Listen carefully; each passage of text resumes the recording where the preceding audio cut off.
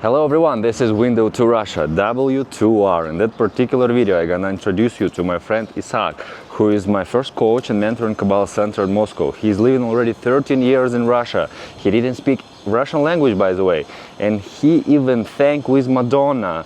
Please enjoy and listen his voice. I came on, I think June or July 2011. Wow. Yes, so it's almost 14 years. And for me, it's really interesting. Why are you choosing to be in Moscow? Because it's your choice, right? To Yes. be here. I came here, because my wife is a Russian speaker. She was born here in Russia. Yeah. And there was a need for more teachers in the Moscow Kabbalah Center. So I came here. I didn't know the language at all. And I started from scratch. I came here, I learned the language. And it's right you said that I'm choosing to stay here because it's not that I have to stay here. It's my choice. I've been everywhere in the world. I'm already teaching Kabbalah for around 28 years. Wow. So I've been in many places. I lived in the States, and I'm choosing to. It's my choice to live here. Maybe you have a spiritual explanation why it's like maybe your soul chose to be here, or do you really like infrastructure? Material explanation, whatever you want. Listen, it's. I know there's a lot of stereotypes about Russia, about Moscow, and about. I guess people saw too many movies, Especially in the USA, right? Yeah. Hollywood movies about the Russians is always the bad guys, the evil. The evil, the one that conspires all the time, the one that wants to destroy all the time, When I came here, I saw a community of people, very deep people, very warm people. The hospitality here was something that I never experienced anywhere in the world. I'm talking about even in Israel. I'm from Israel, so Israelis are very warm. The Middle East is a very warm place. I mean, physically it's warm, and people are warm. Right. But here it's different. I cannot say it's like Israel. It's different because people are from one hand they're a bit closed like Europeans, but from the other hand they're so open to take care of you, and that's one of the things that I really experience here, the warmth of the people. Wow. And for example, before you came here, you didn't realize how really people are here. No, I came here the first time. First time I came was 2006 for the Madonna tour. I was in Moscow. In Moscow, yes. Wow. I was participating in the confession tour of Madonna as a singer. Wow. So the first time I came here, and I remember we had a debrief before coming. And the debrief was they took me and a few other people, and they said, be careful,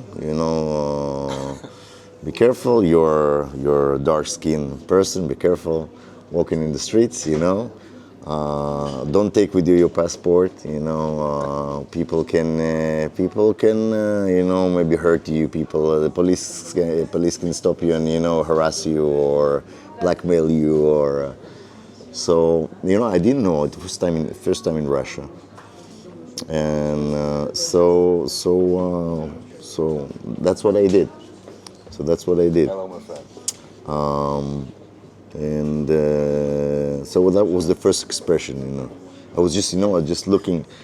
It's very weird. I just opened now my old pictures that I took from the tour. I don't know. I opened like a hard drive that I have, and the first picture that I opened, I just picked randomly one of the dates. And the first pictures that were opened was the pictures I took from the arena in Luzhniki.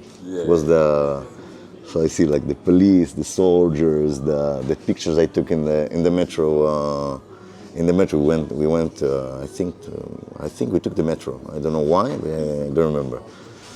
By the way, subway station in 2006 was good or not? Yeah. Beautiful, you know. Yeah, I think it's. I don't think it's changed that much. Yeah. Didn't change. Just infrastructure growing up and new stations coming. Yeah. So that was, that was the first things I heard about, It was negative thing. Yes, yes. I was afraid, I was like, I don't know if they say, they know what they're saying, But when I came here, I was like, I was amazed. I was amazed from it's not just the warmth of the people, it's the depth. The depth. Yes. It's the people in Russia, it's known, that my wife used to tell me. My wife used to tell me is that books in Russia used to be the most valuable thing that people had, That she told like a story about somebody that anyhow it was known if you were drunk, and you didn't have money to go back home, and you took a cab. So if you didn't have money, then you told the person to wait, and you would bring him a book. Like a book was very valuable, and it still is. People were more educated before, I think. Yes. Right now it's changing. It's changing. Yes, it's changing, of course, but still. But still, you see people reading books. Because, for example, I've been in school, and I remember 12, 13 years old. I've read Master and Margarita, Bulgakov, a lot of like classical book, which people in other country read when like maybe they're 20 or 21. It's just a little bit too much educated. It's good sometimes, but it's negative side, like overthinking or something. Yeah, but depth. I mean, what do you mean a depth? I mean that when you teach here, you feel that the people are. They want knowledge. They don't want just the surface of things. Wow. They want something deeper. And I've, like I said, I was teaching in a lot of countries. In Israel, in the U.S., in London. I was for many years teaching. All over Europe, I had like study groups in many places, in Greece, in Amsterdam, Italy, a lot of places, Finland, I was teaching in many places.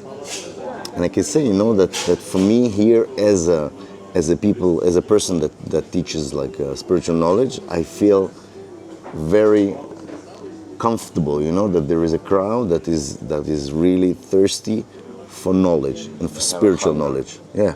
Wow. Yeah. It's interesting. Yeah, I agree with you because I've been in USA around 6 years, and I get like that people love to be on the surface. They not all of them, but mostly. I understand. Yeah. It's not. You cannot say that you cannot do the opposite. Say that Russians are good at that. It's the feeling that you get. Yeah. It's the feeling that you get. Your perception Yes. of the reality. Yes. And it's super interesting. I've been in Kabbalah Center in New York as well, in LA, to the audience, because people really have interesting things about not only like Moscow, about Russia at all. And what do you say? It's like a spiritual side. It's like more about warmth of the people. It's interesting why you are like still choosing to be in Moscow. Maybe you have, I'm sure you have ability to go whatever you want in the world, but like because your family here, or because you really like a mission of here, or people. My family lives in Israel. I mean, like my parents. My parents and my brothers lives in Israel. My family, yes, my wife and my kids are living here. But it's not the reason why I'm choosing to stay here. I'm choosing to stay because it's from one hand you have to understand, people have to understand it's the infrastructure in Russia is much better than in any country that I was. I'm talking about banking. 100%. I'm talking about banking. That it's so easy. It's so easy to pay. It's so easy to transfer money between people. If you want to tip somebody, You don't have to. You just transfer it like in. It's QR code, like QR code and just just. it's like an immediate Yeah, transfer. yeah. I mean, it's like it doesn't exist anywhere. Yeah, 100%. It doesn't exist. Sure. It's like it's so comfortable. From one hand, second hand, the metro is amazing. It's amazing. I was driving, I was taking the metro in London last time I was there, and I was taking the metro last time I was in New York, and I was like, New York is like, it's like New York was I was, it became worse. First time I was in New York was like in the end of the 90s, like 97, 98. And it was different. Last time I was in the metro in New York, I got a bit scared. Like I didn't feel safe. Here, when you take the metro, you completely feel safe, completely. You know where to go. It's easy. Yes, the rush hours are the rush hours everywhere. Okay, it's it's a bit, if you're claustrophobic, and it's a bit a problem because there's a lot of people. Because a lot of people using the metro because it's that good. Yeah. It's like, for example, I know that every single year, like more than 10 or 15 subway stations open up. And they're really with a perfect infrastructure because they use right now technology. In New York, like you say, they was built like 50 years or 100 years ago, and they almost never update it. Yeah. They do something, but it's really dirty, Yeah. a lot of red there. Yeah. I mean, I was scared as well. Yeah. But here, like, you can even charge your phone. I was surprised. Yeah, that you I've have seen you have internet inside the free internet. Wi-Fi. Yeah, That's super free Wi-Fi. I think people underestimate inside of the Russia locals what they have. Because they didn't see the other. They didn't see. That's what I'm telling. That's what I'm telling also our students. I'm telling them. You have to appreciate the Kabbalah that we have. It doesn't exist anywhere in the world. And the prices of the taxis. It's like if you take a taxi in Israel, you pay like 3 times, 4 times more. If you take I was in Miami this New Year's. It's if you compare, if you go to a restaurant, if you take a taxi, prices are 2-3 times more. You go to a restaurant, you pay, and I eat kosher food. You go to a kosher restaurant in Miami. I'm not saying the food is not good. The food is good, but it's the cost is like. If you're comparing the quality of the food, the quality may be the same, but prices. In Russia, it's 2.5 times less. Wow. So, but I stopped. At a certain point, I stopped comparing when I was there because then you go crazy. You wouldn't spend anything. So You don't need to exchange from rubles prices to dollar prices. That's and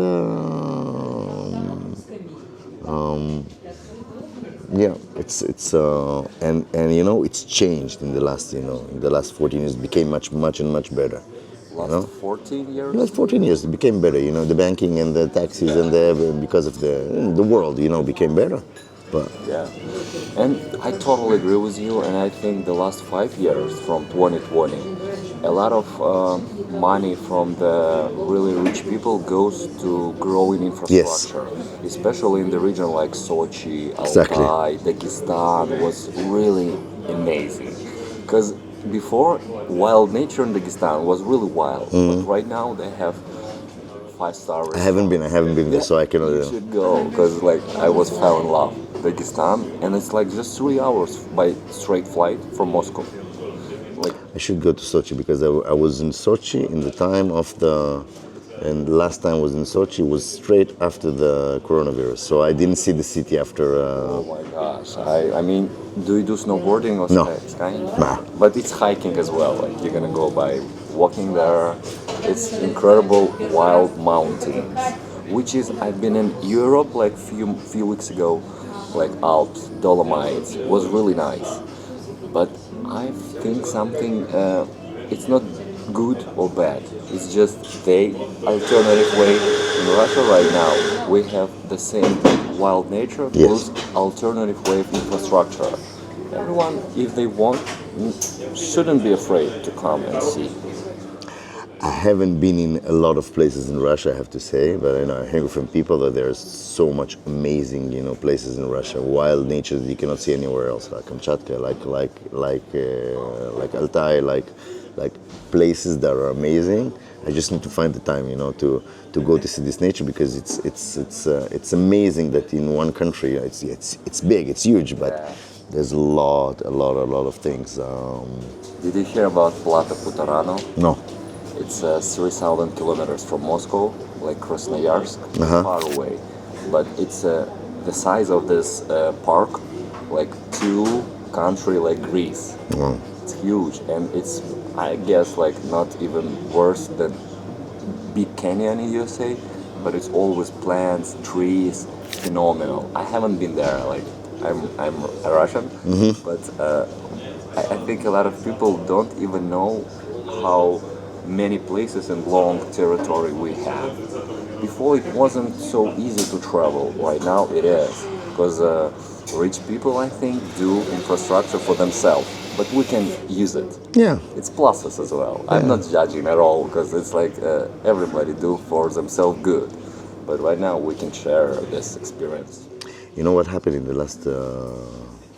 the last few years because of the restrictions. So if some people say it's bad, for Russia. Like I see it's very good.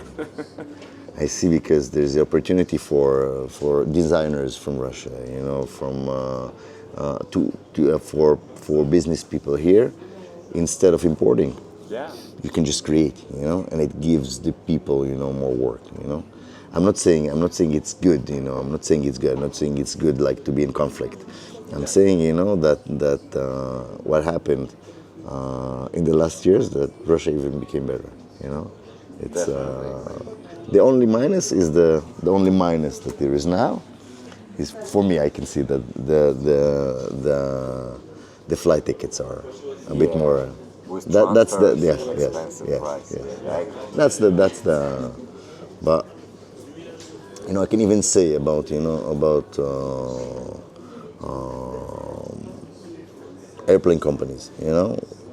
If let's say when Aeroflot was flying to Israel, I used to always take Aeroflot. You have Aeroflot and you have El Al. I always choose Aeroflot, although I'm an Israeli. When Aeroflot was flying to Israel, you can say that the service that you get in Aeroflot or in Russian air companies are much better comparing to others. Potentiality, like possible potentiality, become more solid, more possible to put this to reality. I can say once again that the service, the level of service, in even if you go to like a government infrastructure, if you go to the city, how do you call it, like muy document. If you go to, you need to, I don't know, to register something. It's so easy, Even for a foreigner, yes. Yeah, that's cool. Yes, even By for the me. way, a lot of foreigners, when they can't really open bank account one day, Yes. use passport and the SIM card. Yeah. So easy. You know how it's impossible in Europe, because Saturday, Sunday, no work, bankomats with paper stuff. It's like 50 years ago. Yeah, I remember the last time I was opening like a bank out in America, Bank of America, took me a long time. Here I want to open in Tinkoff. I wanted to open a bank account. I called the next day. Somebody came to. I was sitting with him. Like delivery guy. Yeah, he came with the SIM card and I opened like a bank account. 10 minutes I had the bank account. Wow. It's and the service in restaurants,